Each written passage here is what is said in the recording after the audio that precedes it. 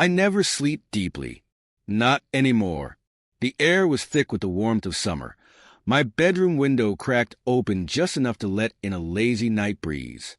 The ceiling fan hummed softly, its steady rhythm a lullaby I had come to depend on. Outside, the cicadas murmured their endless song, weaving into the distant hush of city traffic. It was a night like any other. At least, that's what I told myself. I shifted in bed, my sheets cool against my bare skin. The glow from my alarm clock blinked 1:47 a.m. Too early to be fully awake. Too late to convince myself I was imagining things. I listened. The house was quiet. Almost too quiet. My brother and his wife were asleep down the hall, their bedroom door always closed. My nephew, Adrien, was staying in the guest room next door, visiting for the weekend. Adrien, I exhaled, rubbing my eyes, trying to shake the strange weight pressing against my chest. It wasn't like I was nervous, just aware that he was here, that he had grown taller, older, different. The last time I'd seen him, he was just a lanky teenager, awkward and soft-spoken. Now, at 20, he carried himself differently, with a quiet confidence that I couldn't quite place. I turned onto my side, facing the door. It was shut. Had it been shut before? I couldn't remember. I tried to ignore the nagging feeling in my stomach, but it clung to me, sticky and restless. Then a sound, soft, deliberate, a shift in the air, the almost imperceptible creak of weight on the wooden floor. I held my breath. Someone was there. My pulse drummed against my ribs. I didn't move, didn't breathe. I strained my ears, searching for another sound. Anything to confirm I wasn't imagining things. Nothing. Maybe it was just the house settling. That's what I told myself as I exhaled slowly, easing my body back into the mattress. But just as my eyelids grew heavy, there was again a shift, a breath. Closer this time. The darkness felt different now, charged electric. My mind raced through possibilities. Was it my brother, checking on something? No, he wouldn't. My sister-in-law? Unlikely. Then, Adrien? I finally whispered, my voice barely more than a breath. Silence. Then, the soft click of the door closing. I sat up, my heart hammering. The shape in the shadows was unmistakable. The outline of his shoulders, the slouch of hesitation in his stance. "What are you doing?" I asked, my voice steadier than I felt. He shifted from foot to foot, arms crossed over his chest. The dim light from the street outside barely reached him, leaving his features unreadable. I couldn't sleep," he admitted. His voice was low, uncertain. A strange relief washed over me. I let out a small, breathy laugh. "So, you just decided to sneak into my room?" He hesitated before answering. "I thought you were awake." I frowned. "How would you know that?" Silence again, a beat too long. Something about his presence unsettled me, not in a threatening way, but in a way that set my nerves alight. I had always known Adrien to be reserved, quiet, but this was different.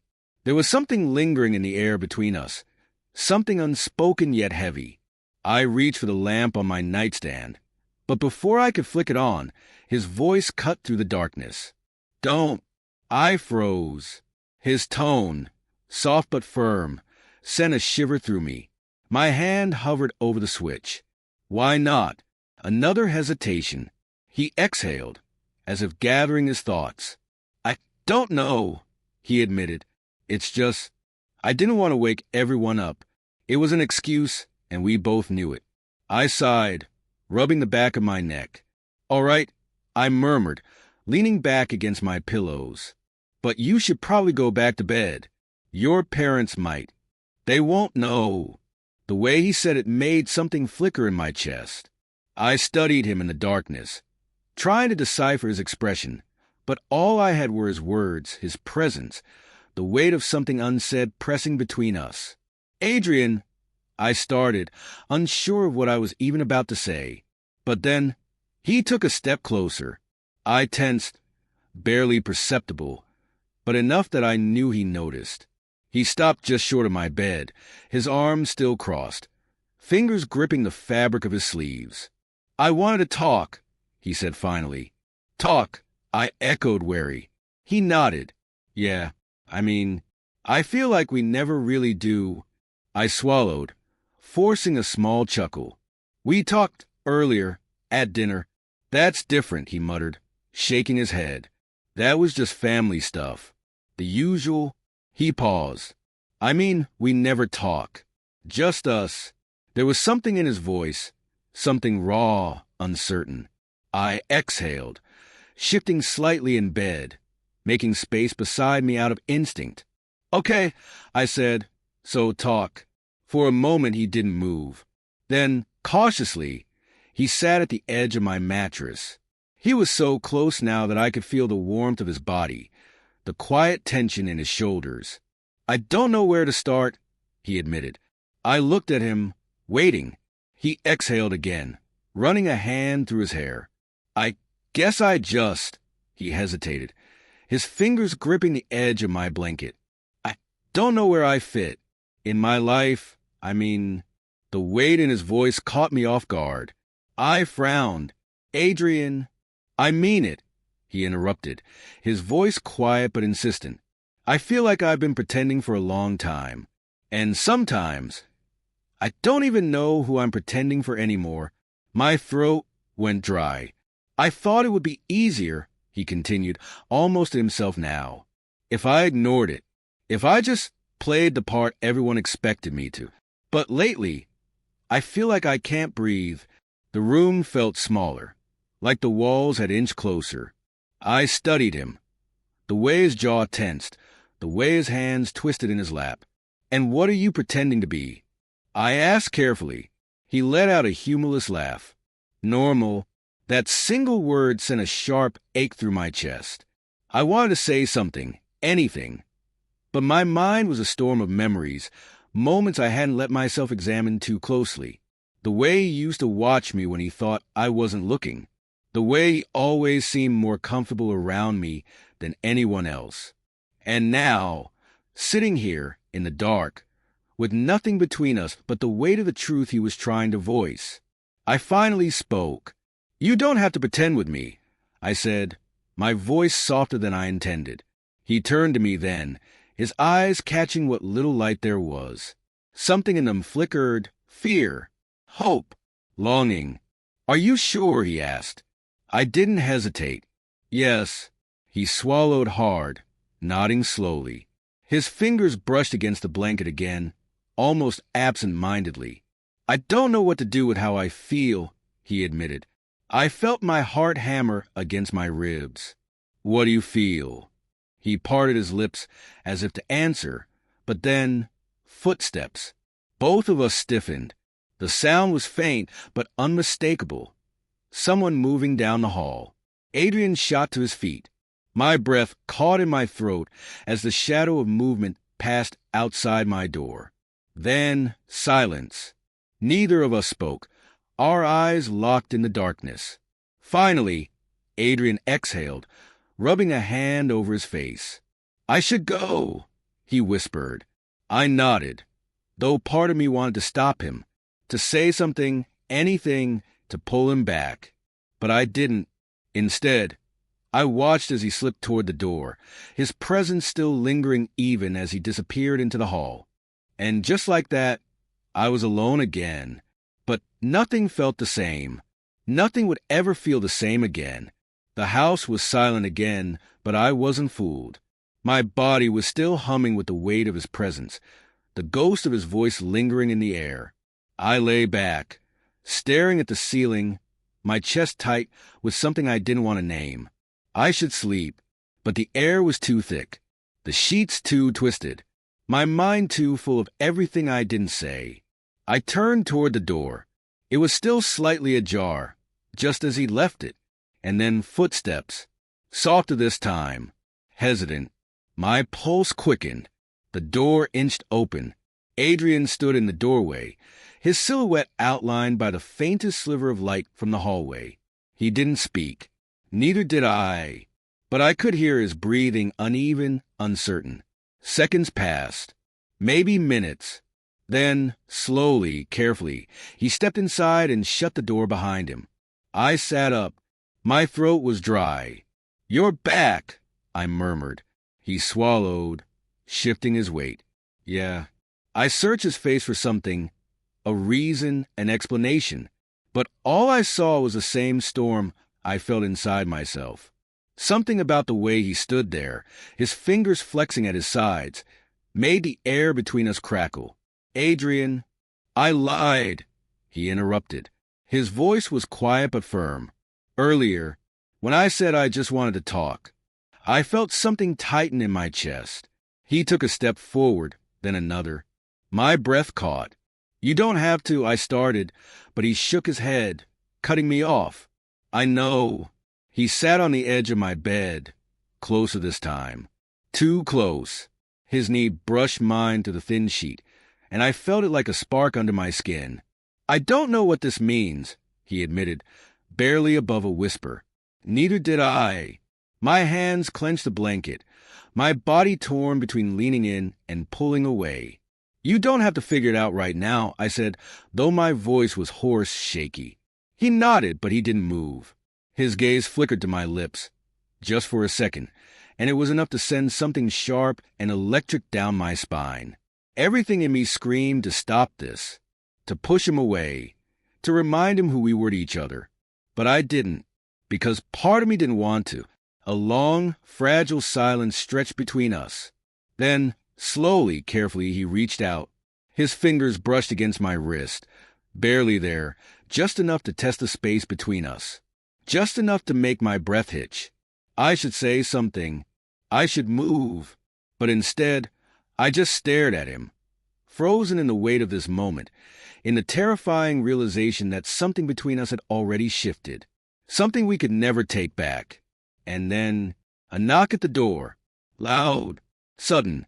We both jolted apart, breathless, guilty. "Adrien," it was his father's voice, muffled but sharp through the wood. "Are you in there?" I didn't dare breathe. Adrien's eyes went wide, panic flashing across his face. He turned to me, and for a split second I saw it. The same fear, the same wanting, the same terrible, impossible thing sitting between us. And then, just as quickly, he stood, straightened his shirt, and moved to the door. When he opened it, the light from the hallway cast harsh shadows across his face. His father frowned. "What are you doing?" Adrien hesitated. Then, with a voice far steadier than I expected, he said, "Just talking." His father's gaze flickered past him, landing on me. His eyes narrowed slightly, something unreadable passing through them. For a moment, I thought he would say something else. But then, he exhaled sharply and jerked his chin toward the hallway. "Go to bed." Adrien hesitated, just for a second, his fingers still gripping the doorknob. Then, without another word, he stepped out into the hall, his father pulling the door shut behind them.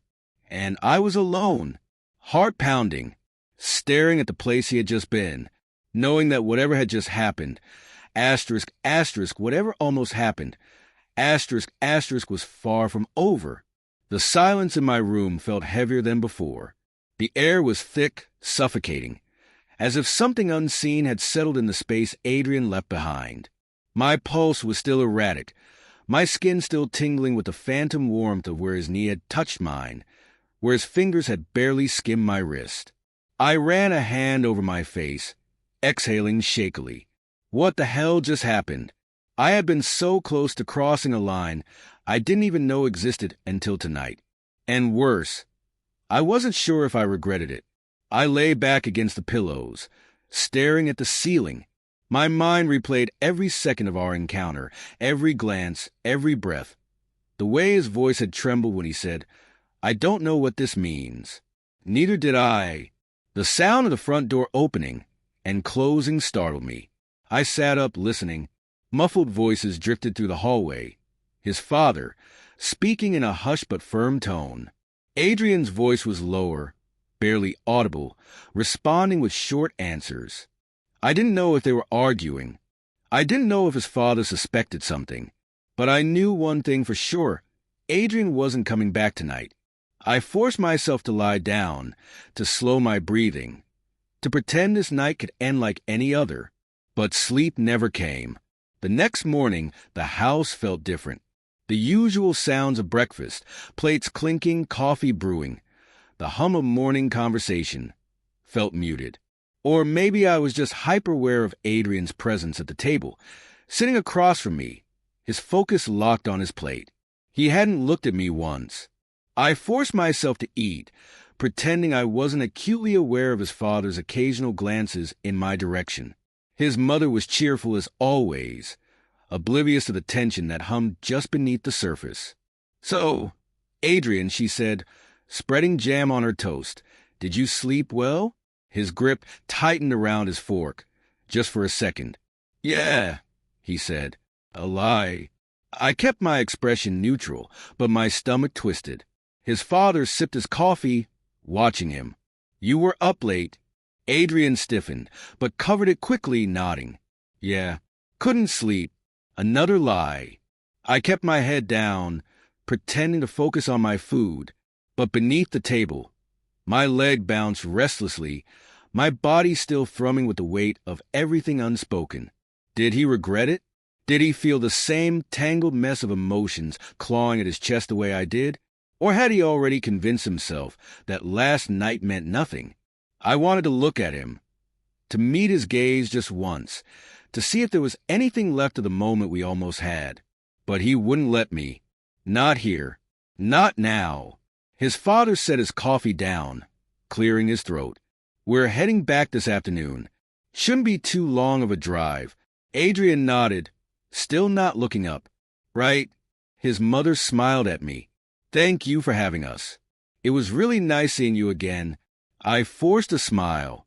"Yeah, of course." My chest felt tight. The conversation moved on, shifting to casual topics, traffic, the weather, their plans for the next week. But I wasn't really listening. All I could think about was that this would be the last time I saw Adrien for a while, and that neither of us had said anything about what happened. I gripped my fork tightly, debating whether to say something. Maybe later. Maybe when we were alone. But that moment never came.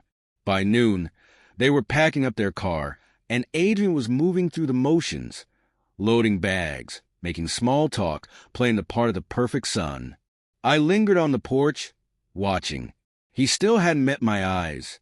When he finally turned toward me, it was brief, just a glance, quick and unreadable. But there was something in his expression, not quite regret, not quite relief, something in between. And then, "Adrien, let's go." He hesitated just for a second. Then, without a word, he turned and got into the car. I stood there as they drove away, the weight of last night pressing down on me, unresolved and suffocating. I didn't know what happened next. I didn't know if we would talk about it, or if we would ever talk again. But I knew one thing for certain. Nothing would ever be the same. The house was too quiet once they were gone. I stood on the porch long after their car had disappeared down the road, the sound of its engine fading into the distance. The afternoon heat pressed against my skin, but I barely felt it. My mind was elsewhere, still trapped in last night, in the things we didn't say, in the way Adrien had looked at me before he left. I should go inside. I should shake this off. But I couldn't. Instead, I found myself staring at my phone, my fingers hovering over his name in my messages. I could text him. I could say something, anything. But what? Do you regret it? Do you feel the same way I do? What happens now? I swallowed hard and locked my screen. Maybe I was overthinking it. Maybe I had imagined the weight of last night, read too much into a moment that was already slipping away. But deep down, I knew that wasn't true. Something had shifted, and I didn't know how to fix it. I finally stepped inside, letting the door swing shut behind me. The house was empty now, but I swore I could still feel his presence. A shadow in the places he had stood, a ghost in the spaces he had occupied. I walked back to my room, pausing at the doorway. The bed was still unmade, the blankets slightly rumpled from when he sat there, too close, his voice shaking as he whispered, "I don't know what this means." Neither did I, but I knew this wasn't over. I knew that sooner or later, Adrien would have to face what happened between us. And so would I. My phone buzzed. I yanked it out of my pocket, my heart leaping in my chest. A message. Adrien. My hands trembled as I unlocked the screen. I stared at his name, my breath caught in my throat. Then, slowly, I opened it. And as my eyes scanned the words on the screen, my stomach dropped. Because whatever he had sent, it changed everything.